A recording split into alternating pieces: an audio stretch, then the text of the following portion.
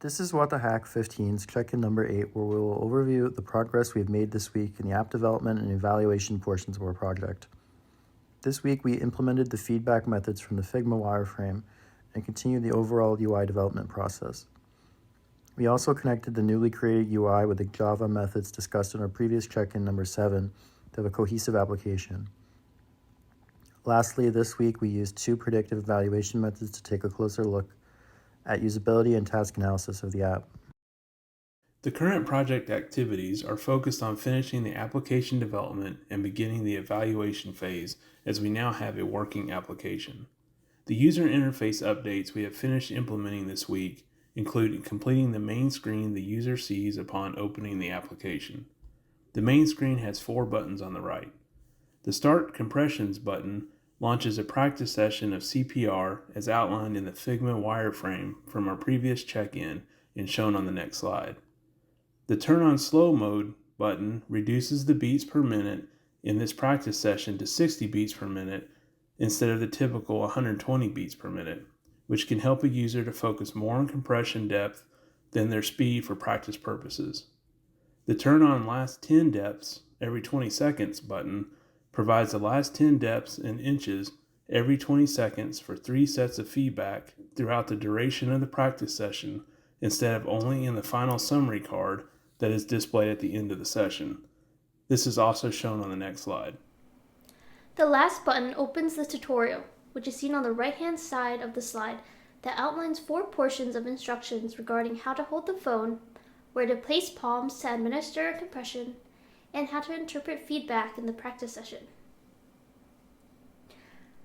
The 6 photos here are various screens within the app that are now fully functional after merging the front-end presentation layer to the back-end methods created over the last few weeks. In the order of top left to right, the first image outlines feedback presented to the user when no compressions are detected. The next shows when the depth is correct of 2 inches. The next when it is over 2 inches. The bottom 3 photos show the last 10 depths feedback, which is enabled and toggled with the button from the main screen.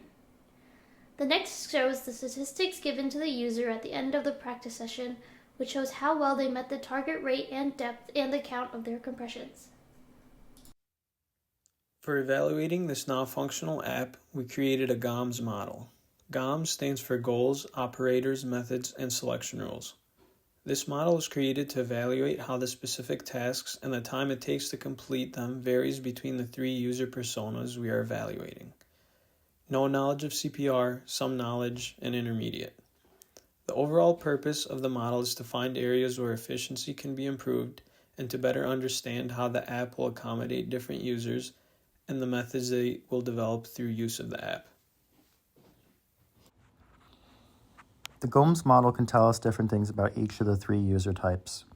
The user type with no knowledge of CPR likely will open the tutorial first, and as the app is designed to promote exploration, they can be expected to test out the information they gain from the tutorial soon after. The concept is explored further in the cognitive walkthrough, which is the second predictive evaluation we performed on the next slide. For users with some knowledge in CPR but not much with the app, they might skip the tutorial but opt for slow mode to refine their ability in providing compressions, as they may already know the targets of 120 beats per minute and 2 inches, but not the mechanical method on how to do them. The third user type has experience with the app. Likely they are in the some knowledge category and want to explore the additional features of the app and toggle on the last 10 compressions option to fine-tune their depth targeting. In the second predictive evaluation, we imagined that we were an application user for each of these 3 user types and walked through completing the task of learning CPR with the application. We narrated the thought process of each user type to identify ways that the gulf of evaluation and execution may need additional attention in the development process. For the first user type of no knowledge, we outlined the expected thought process that would take a user through the steps of opening the tutorial and then testing their knowledge. We noted the reaction to the interface, such as how the circles fall and provide feedback, as well as the information displayed in the final summary statistics card. In the second cognitive walkthrough, someone with some CPR knowledge would likely skip this tutorial, and we outlined their thought process of opting for the slow mode, showing how they may not initially know what the last 10 depth button does. That may be something we need to address in increasing signifiers around what that button does. This narrated thought process shows how a user may feel or think about the slow mode in the app.